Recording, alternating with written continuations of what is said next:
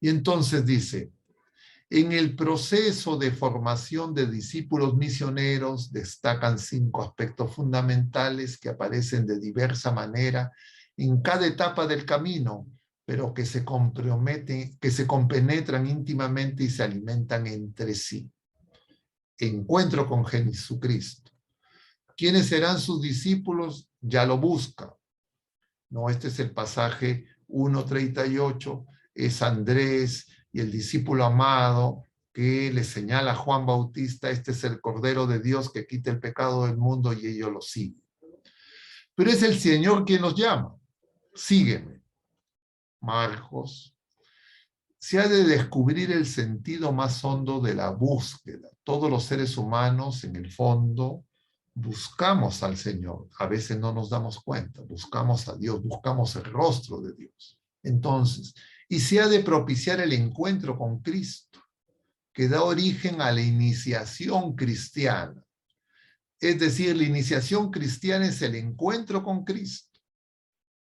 La iniciación cristiana no es cumplir, diríamos, solo ritualmente algunos sacramentos, sino entender que esos sacramentos son el encuentro con Cristo.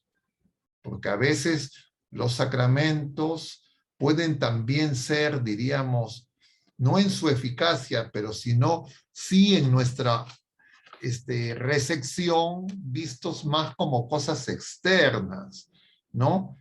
Y eso no es infrecuente. Este encuentro debe renovarse constantemente por el testimonio personal, el anuncio del querigma y la acción misionera de la comunidad.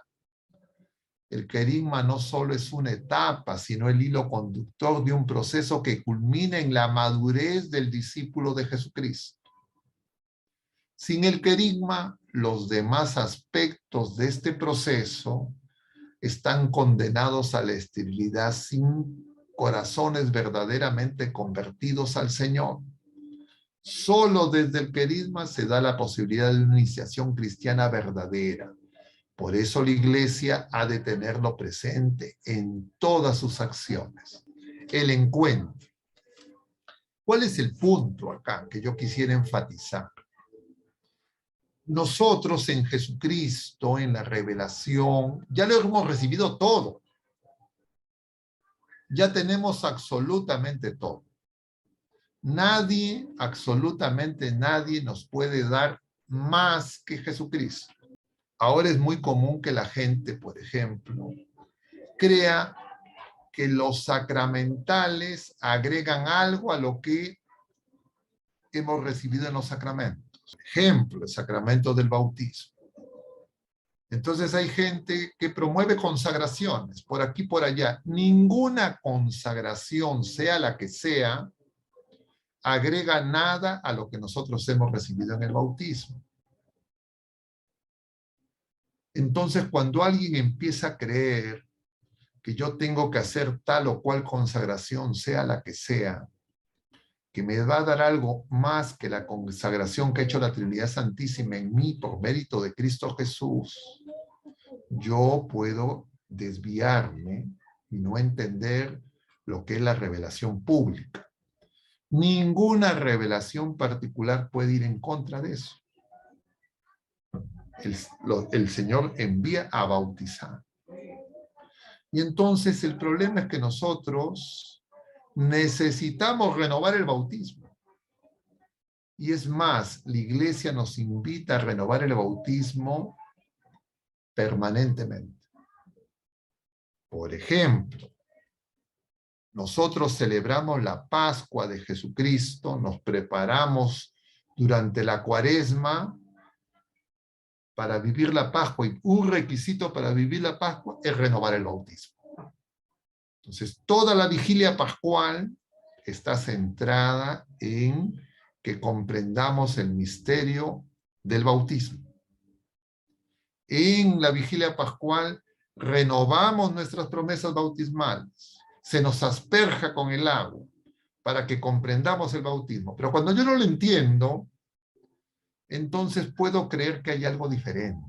No hay nada diferente, más grande que esa excelencia de un nuevo nacimiento, una vida nueva. Todas las otras consagraciones tienen que ir al bautismo. Si alguna consagración insinúa algo diferente, no es recto, no corresponde a nuestra fe. Es una mala interpretación de lo que puedan ser, diríamos, enseñanzas en algún momento de algunos teólogos, incluso de teólogos santos. Porque todo eso está ajustado a lo que nos enseña la Iglesia y en la revelación. Y entonces, ¿por qué quiero ser enfático en eso? Porque eso es múltiple. Muchas personas eso no lo terminan de entender. Pero no se quede en el bautismo, la iniciación cristiana.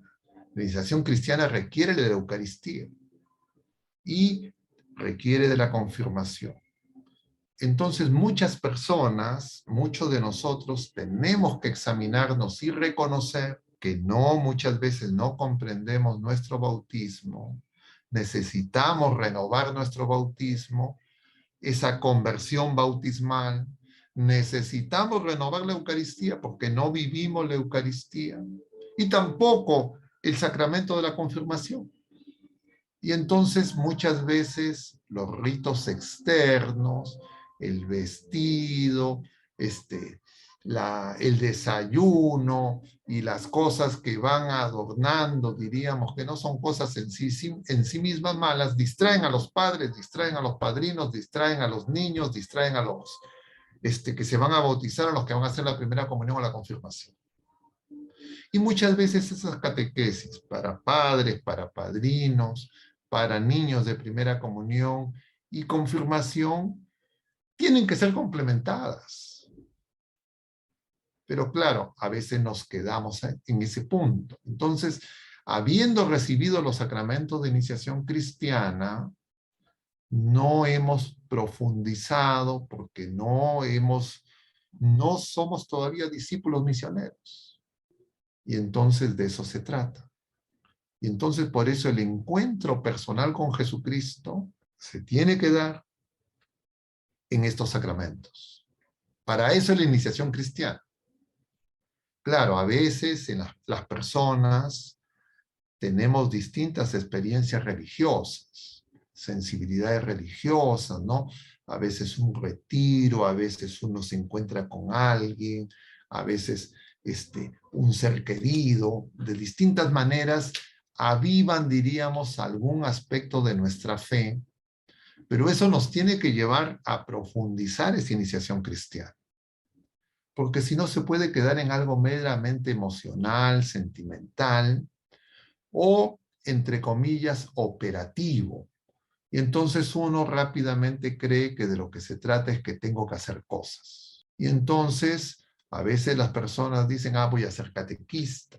A veces voy a ser, entre comillas, misionero, voy a predicar, voy a evangelizar. Pero no se dan cuenta que ese deseo es para que yo complete mi iniciación cristiana. Y entonces creen que ese deseo es para hacer algún trabajo que el Señor quiere darles. No, el Señor quiere trabajar en nosotros, quiere santificarnos. Nuestro testimonio es con nuestra vida. Y claro, eso además se vincula a que a veces se organizan los grupos, claro, eso creo que todos lo hemos visto, los grupos quieren tener más gente. Entonces aparece un movimiento, aparece una comunidad, aparece un grupo parroquial, etcétera. Y entonces el deseo de todos los integrantes es tener más miembros. Y entonces tener más miembros le llaman evangelizar. Y a veces los grupos están celosos entre ellos. Y a veces entre ellos, diríamos, compiten por ver a qué grupo se adhieren. Y claro, ese es un error. Porque entonces no estamos teniendo, no estamos promoviendo el encuentro con Jesucristo, sino lo que queremos es que se encuentren con nosotros. No los llevamos a Jesucristo.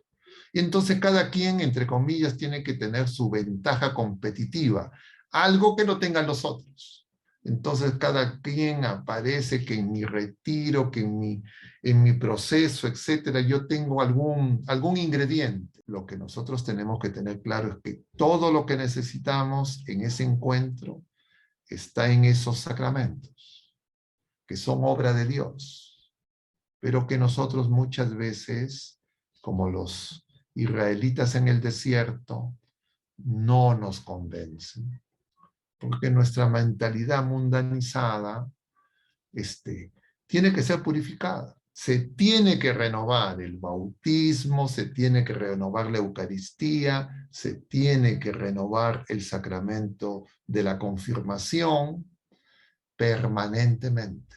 No un nuevo bautismo, no una nueva primera comunión, no una nueva confirmación, sino lo tengo que hacer vivo. Y eso lo voy a hacer en la medida en que yo escuche y siga al Señor. Pero muchas veces me matriculo pues en múltiples escuelas, múltiples maestros, que unos dicen una cosa, otros dicen otra cosa, y yo tengo que ir a la fuente de la salvación, y no hay otra fuente que Jesucristo. ¿Quién nos enseña eso por excelencia? Nuestra Madre Santísima. Pero a veces incluso podemos, sin darnos cuenta, hacer competir a nuestra Madre Santísima con Jesucristo, porque no es ella un requisito previo. María es la iglesia está en María, María es la iglesia triunfante, es nuestra madre. Y entonces ahí nacemos a la vida sobrenatural, pero por gracia del Señor. Y eso creo que en los tiempos de confusión, eso muchas veces a lo largo de la historia de la iglesia se ha malinterpretado.